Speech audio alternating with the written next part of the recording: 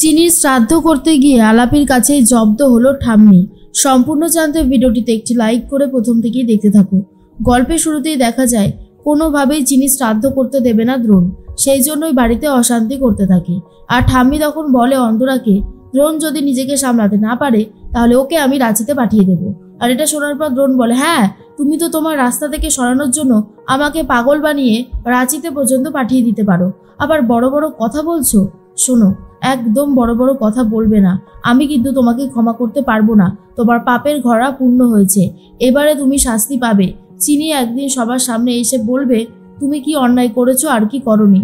অন্তরা তখন বলে, দ্রোণ বাবা শান্ত হ, এতটা রিয়াক্ট করিস না, একটু শান্ত হ। দ্রোণ তখন বলে, কি করে শান্ত হব আমি, কি করে?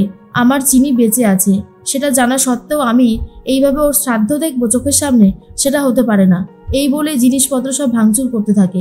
তখনই পিসিমণি এসে আটকাতে চায় আর বলে, এটা কি হচ্ছে? হ্যাঁ দ্রোণ, একটু সামলা নিজেকে, এরকম ছটপট করলে হবে না। এর মধ্যেই চিনি আস্তে আস্তে বেড থেকে উঠে পড়ছে আর বলে, এগুলো কি হয়ে গেল নীলমাধব, আমি তো এমনটা চাইনি। আর কত যে বিপদের মুখে পড়তে হবে কে জানে। আস্তে আস্তে চিনি উঠে হাঁটতে শুরু করে আর দরজার কাছে চলে এসে দেখে রিসেপশনিস্টের জায়গাটা ফাঁকা, সেখানে ফোন রাখা রয়েছে। বাড়ির ল্যান্ডফোনে ফোন করতে থাকে চিনি। ফোনটা ধরেছে ছোটকা। ছোটকা হ্যালো হ্যালো করতে থাকে, কিন্তু চিনি কিছু বলতে পারছে না। দ্রোণ তখন চিৎকার করে করে বলছে, আমার চিনি বেঁচে আছে, সে ফিরবে, সুস্থ হয়ে সে ফিরে আসবে, তুমি দেখে নিও ঠাম্মি।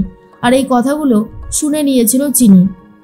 তার মধ্যেই রিসেপশনিস্ট এসে বকা দিতে থাকে আর নার্স এসে বলে, এ কি, আপনি এইভাবে বেড ছেড়ে উঠে এসেছেন কেন? দিন ফোনটা দিন আর যান গিয়ে বেডে শুয়ে পড়েন, একদম বেশি ওঠাউঠি করবে না, তাহলে কিন্তু বিপদ ঘটে যাবে। এই বলেই ফোনটা কেটে দেয়।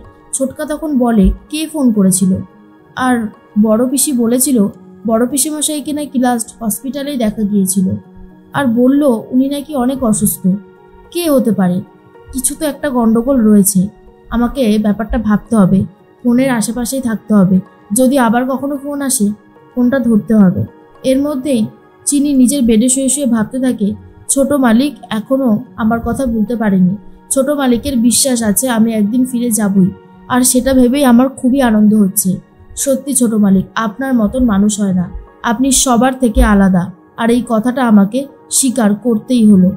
এর মধ্যেই দ্রোণ তখন বলে, শোনো ঠাম্মি, চিনির শ্রাদ্ধ যদি করেছো তাহলে হেস্ত নেস্ত কিন্তু আমি একটা করবই, কথাটা ভালো করে মাথায় ঢুকিয়ে নিও। এর মধ্যেই ঠাম্মি আর কিছু বলতে পারে না। আর তখনই মনে মনে দ্রোণের বাবা ভাবতে থাকে, চিনির শ্রাদ্ধটা করাটা দরকার। ঠাম্মিও এই কথাটাই ভাবছে। ঠাম্মি তখন ভাবে, চিনির শ্রাদ্ধ না করলে চিনির আত্মা যদি আবারও গন্ডগোল পাকায়, না না, সেটা তো হতে দেওয়া যাবে না, যেভাবেই হোক একটা ব্যবস্থা আমাকে করতেই হবে। তখনই সুনয়নী চলে এসেছে আর তখন দ্রোণের বাবা বলতে থাকে, আচ্ছা মা, তুমি কিছু ভাবলে, মানে সত্যি কি চিনির শ্রাদ্ধটা হবে না? ঠাম্মি তখন বলে, না না, চিনির শ্রাদ্ধ করতেই হবে। চিনির অতৃপ্ত আত্মা যদি আমাদেরকে আবারও বিরক্ত করে তখন কি হবে? সেটা তো আমি হতে দিতে পারি না, তাই একটা ব্যবস্থা করব। কি ব্যবস্থা করব শোনো, দ্রোণকে 1 গ্লাস দুধ খাইয়ে দেবে, দুধের মধ্যে ঘুমের ওষুধ মিশিয়ে দেবে, যাতে দ্রোণ খেয়ে দিয়ে ঘুমিয়ে পড়ে। আর তারপরে বাড়ির পেছনের দিকে বাগানে আমরা চিনির শ্রাদ্ধের আয়োজন শুরু করব। কি মনে থাকবে তো কথাটা? আর তখনই সুনয়নী বলে, তাহলে সবাই ঘুমিয়ে পড়লে তুমি চিনির শ্রাদ্ধ শান্তির ব্যবস্থা করবে, তাই তো মা?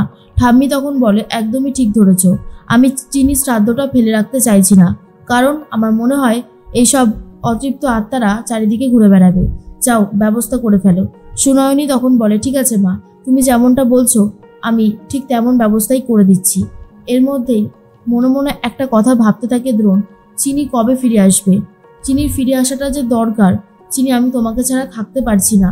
তার মধ্যে সুনয়নী এসে বলে, দ্রোণ সারাদিন কিচ্ছু খাসনি, নে 1 গ্লাস দুধ খেয়ে নে। আসলেই দুধের মধ্যে মেশানো ছিল ঘুমের ওষুধ। তখনই দ্রোণ বলে, আমি এখন খাবো না, আমার ভালো লাগছে না। সুনয়নী বলে, খাবো না বললে তো হবে না, এরপর তো তুই অসুস্থ হয়ে পড়বি। তোর মা খাওয়া দাওয়া ছেড়ে দিয়েছে, বাড়ির কেউ কিচ্ছু খাচ্ছে না, বলছে দ্রোণ না খেলে খাবে না। নে তুই কিছুটা খা, তারপর আমি সবাইকে গিয়ে অন্তত কিছুটা মুখে দিয়ে আসি। ধর ধর ধর।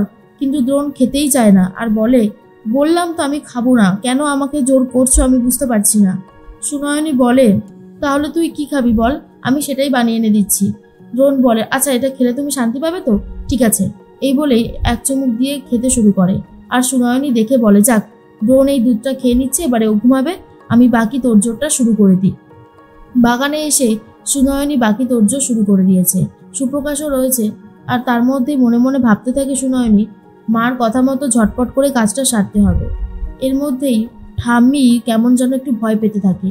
চারিদিকে ঘুটঘুটে অন্ধকার, বাজ পড়ছে, বৃষ্টি আসার মুহূর্তে কেমন ঠাম্মি যেন ভয় পাচ্ছে। এর মধ্যে আলাপি চলে এসেছে চৌধুরী বাড়িতে। আলাপি এসে এখনো ঠাম্মিকে দেখা দেয়নি। ঠাম্মিকে দেখা দেওয়ার জন্য ঠাম্মির ঘরের দিকে এগোতে থাকে। আর এর মধ্যেই দ্রোণকে এসে ডাকতে থাকে ছোটকা, আর বলে, দ্রোণ, দ্রোণ ওঠ না, তোর সাথে একটু কথা আছে। এখানে মজার বিষয়টা হলো, দ্রোণ এক চুমুকেই ওই দুধটা খেয়েছিল, বেশি খায়নি বলে ও গাঢ় ঘুমায়নি।